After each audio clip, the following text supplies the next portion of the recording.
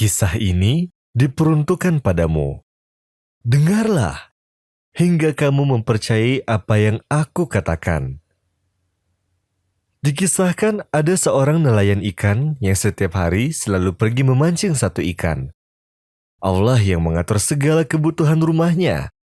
Apabila persediaannya telah habis, dia pergi ke pantai untuk memancing satu ikan lagi. Suatu hari saat sang istri memotong ikan hasil pancingan suaminya, tiba-tiba ia terkejut dengan apa yang telah dilihatnya. Ternyata di dalam perut ikan tersebut terdapat sebuah berlian.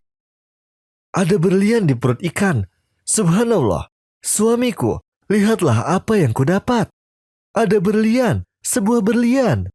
Sang nelayan mengambil berlian tersebut, lalu membawanya pergi ke toko berlian di sebelah rumahnya. Setelah sang pemilik toko melihat berlian itu, ia langsung berkata, "Aku tidak mampu untuk membelinya, karena berlian itu sangat berharga. Tapi pergilah ke toko berlian di kota seberang. Mungkin saja akan ada seseorang yang membelinya darimu." Lalu nelayan itu mengambil berliannya dan membawanya pergi ke toko besar yang berada di kota sebelah. Lalu dia menceritakan kisahnya. Maka sang pemilik toko berkata padanya, "Demi Allah, sesungguhnya apa yang kamu miliki ini sangatlah berharga. Tapi aku punya jalan keluarnya. Cobalah kamu pergi ke tempat gubernur di kota ini, karena dia pasti mampu membelinya." Sesampainya di gerbang istana, ia menunggu untuk mendapatkan izin masuk, sambil membawa berlian yang terus digenggamnya. Ketika sang gubernur melihatnya, ia berkata, "Berlian yang seperti inilah yang aku cari. Aku tidak tahu bagaimana menghargainya untukmu. Jadi, aku izinkan kamu untuk memasuki ruangan khususku. Dan kamu akan berada di dalamnya selama 6 jam. Ambillah apa yang kamu mau. Itulah harga berlian ini." Sang nelayan berkata, "Tuanku, jadikanlah 2 jam saja, karena 6 jam sangatlah lama bagi nelayan sepertiku." Kemudian sang gubernur menjawab, "Tidak, kamu tetap di dalamnya selama 6 jam. Maka nelayan itu masuk ke dalam ruang khusus gubernur yang ternyata adalah ruangan yang sangat besar. Hingga ruangan tersebut terbagi menjadi 3 kamar. Satu kamar dipenuhi dengan permata, emas, dan berlian. Satu kamar terdapat kasur yang sangat empuk. Jika seseorang melihatnya sekali saja, maka ia langsung mengantuk dalam sekejap. Dan satu kamar lagi dipenuhi aneka macam makanan. Sang nelayan pun berkata pada dirinya sendiri, 6 jam, sungguh itu waktu yang sangat lama untuk nelayan sepertiku.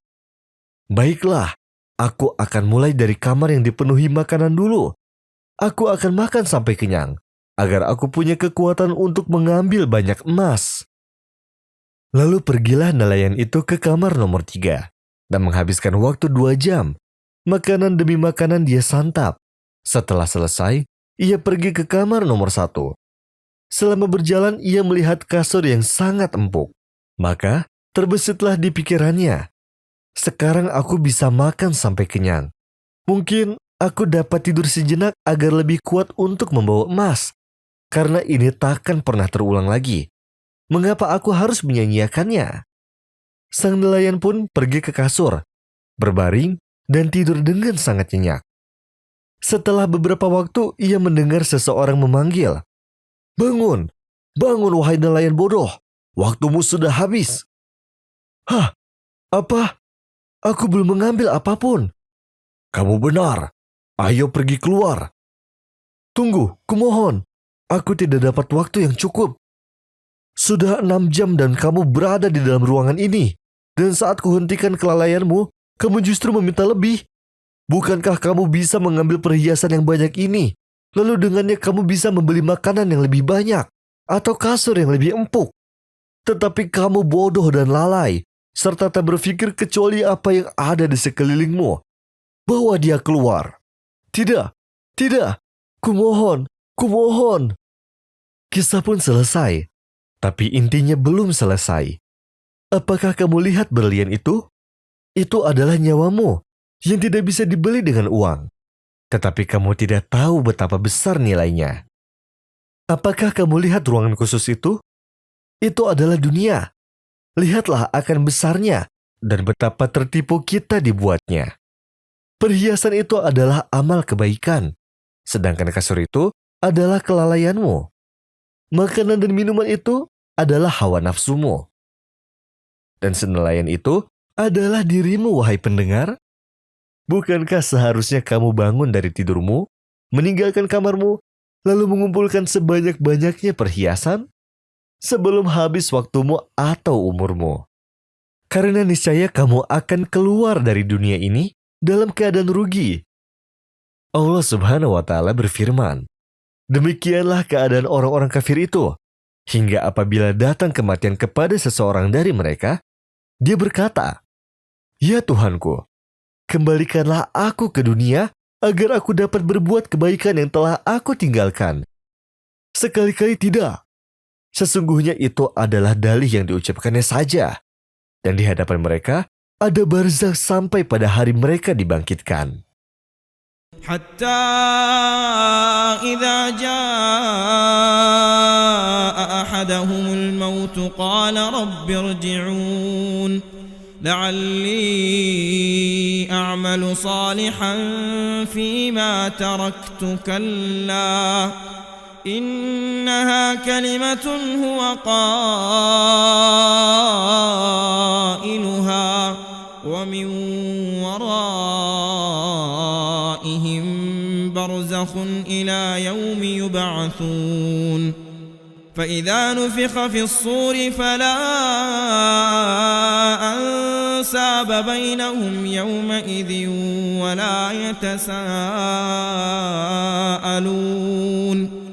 فمن ثقلت موازينه فأولئك هم المفلحون ومن خفت موازينه فأولئك الذين خسروا أنفسهم في جهنم خالدون تلفح وجوههم النار وهم فيها كالحون.